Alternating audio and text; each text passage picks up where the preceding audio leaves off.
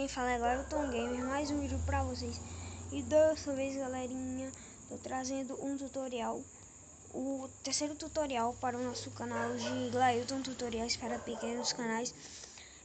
E dessa vez, galera, eu vou ensinar vocês a criar uma Activity tipo essa, personalizada. Vamos primeiramente escolher um bloco, vamos colocar um bloco assim, eu brincando, vamos colocar um bloco assim, vamos colocar tutorial próximo Gleuton Lopes.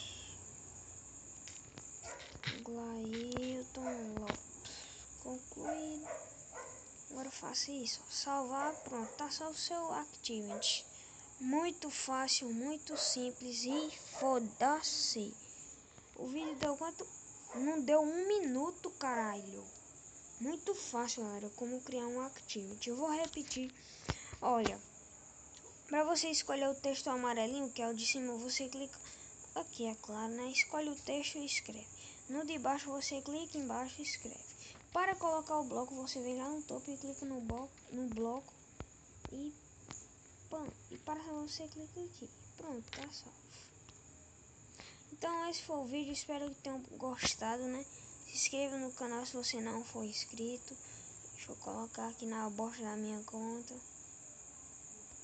Nós estamos com quantos inscritos? Estamos com 18 inscritos. Os últimos 2 vídeos foi como editar a box do canal e como editar fotos para miniaturas personalizadas.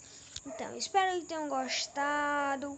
Se inscreva no canal se você não for inscrito. Se inscreva no meu segundo canal, que tá na box, que é isso, Gleuton GG Gamer, 1 ao 400 inscritos, né? Então, espero que tenham gostado e bye, pessoas!